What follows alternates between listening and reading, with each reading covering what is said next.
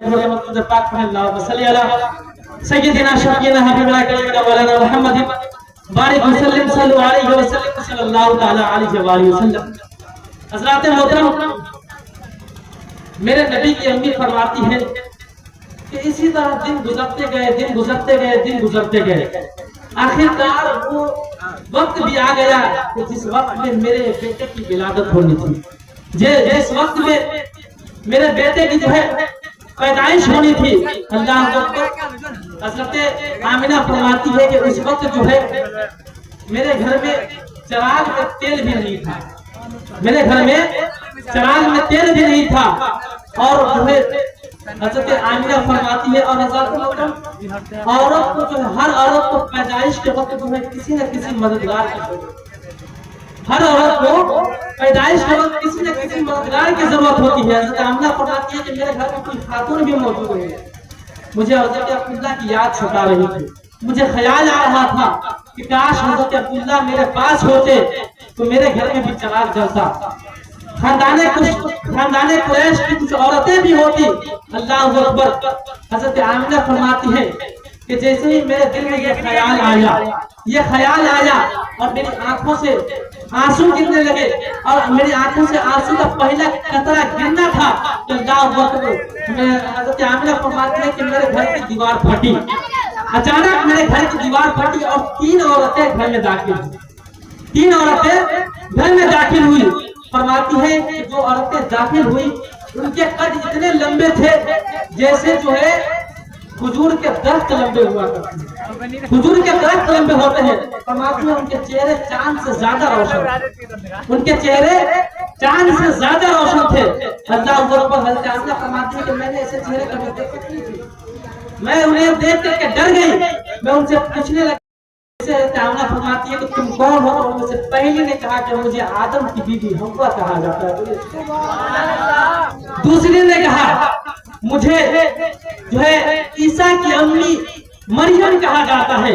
پھر تیسری نے کہا مجھے اسماعیل کی ماں ہاجرہ کہا جاتا ہے۔ اللہ اکبر۔ اور وہ حضرت آمنہ فرماتی ہے کہ ہمارے گھر کیوں آئی ہو؟ تو وہ تینوں عورتیں کہتی ہے کہ آمنہ ہم تمہیں مبارکباد دینے کے لیے آئے ہیں۔ کیا کس چیز کی مبارکباد؟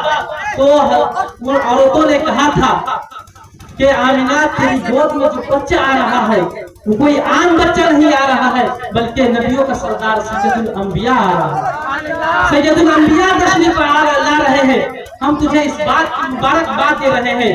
حضرت آمنہ فرماتی ہے اس کے بعد پورا گھر روشن ہو گیا، میرے گھر میں جو ہے خوشبو پھیلنے لگی۔ اللہ اکبر۔ اس کے بعد آمنہ فرماتی ہے کہ میں نے دیکھا کہ میرے سر کی جانب ایک خاتون تھی جو ہاتھ میں پیالہ لی تھی، اس میں کچھ مشروب تھے۔ میں نے مڑ کر کے دیکھا کہ وہ اتنی حسین تھی کہ اللہ اکبر، میں دیکھتی رہ گئی۔ حضرت آمنہ فرماتی ہے کہ وہ اتنی خوبصورت تھی کہ میں دیکھتی رہ گئی۔ ان کے ہاتھ میں پیالہ تھا، اس میں کچھ مشروب تھا۔ میں اس سے پوچھتی ہوں کہ تم کون ہو؟ اللہ اکبر۔ وہ کہتی ہے کہ آمنہ میں جنت کی حوروں کی سردار ہوں، رب نے مجھے تمہاری دایا بنا کر کے بھیج دیا ہے۔ پھر حضرت آمنہ فرماتی ہے کہ اس خاتون نے مجھے دودھ کا پیالہ پیش کیا۔ حضرت آمنہ نے اس دودھ کو پیا اور اس کی خصوصیات بیان کرتی ہے۔ وہ شہد سے زیادہ میٹھا تھا، برف سے زیادہ ٹھنڈا تھا، دودھ سے زیادہ سفید تھا، مشک سے زیادہ خوشبودار تھا۔ اللہ اکبر۔ حضرت آمنہ یہ فرماتی ہے۔ اس کے بعد حضرت آمنہ فرماتی ہے کہ جیسے ہی میں نے مشروب کو، شربت کو پیا کہ فخرج منی نور، میرے جسم سے نور نکلا، یعنی میرے بیٹے کی ولادت ہوئی، میرے بیٹے کی پیدائش ہوئی۔ حضرات محترم میری بات بہت غور سے سنیے گا۔ ہر خاتون کے جب بچہ جسم خاتون کے شکم سے جب بچہ پیدا ہوتا ہے تو اس کی خواہش ہوتی ہے کہ میں اپنی لال کو دیکھوں، اپنے بچے کو دیکھو کہ میرا لال کیسا ہے، اس کی آنکھیں کیسی ہیں، اس کے کان کیسے ہیں، اس کی ناک کیسی ہے، اس کا چہرہ کیسا ہے، وہ دیکھنے میں کیسا لگ رہا ہے۔ ہر خاتون کی خواہش ہوتی ہے۔ اللہ اکبر، نبی کی امی فرماتی ہے کہ میرے دل میں بھی خواہش تھی کہ میں اپنے لال کو دیکھوں کہ میرا لال کیسا لگ رہا ہے۔ اللہ اکبر، نبی کی امی فرماتی ہے جیسے ہی میں نے اپنے لال کو دیکھا کہ میری سب سے پہلی نظر جو ہے میرے بیٹے کی آنکھوں پر پڑی ہے۔ کیا دیکھتی ہوں کہ میرے بیٹے کی آنکھوں میں جو ہے سرما لگا ہوا ہے۔ پھر فرماتی ہے مکحولاً، بالوں میں تیل پڑا ہوا ہے۔ میرے نبی کی امی فرماتی ہے مکسوراً، ناک کٹے ہوئے ہیں۔ پھر فرماتی ہے مغسولاً، غسل کر کے آ رہے ہیں۔ پھر نبی کی امی فرماتی ہے اللہ اکبر، معطراً، خوشبو ایسی تھی کہ پورا مکہ مہک رہا تھا۔ پھر میرے نبی کی امی فرماتی ہے میں کیا دیکھتی ہوں کہ میرا لال آتے ہی اپنے سر کو جو ہے سردے میں رکھ دیا، اور اس کے بعد جو ہے میں نے دیکھا کہ میرے لال کا ہونٹ ہل رہے تھے، میرے لال کے لب جو ہے ہل رہے تھے۔ اور اللہ اکبر، ہونٹ بھی کون سے، جس کے بارے میں بریلی کے امام نے کہا ہے کہ پتلی پتلی گلے، کرسی کی پتیاں، ان لبوں کی نزاکت پہ لاکھوں سلام۔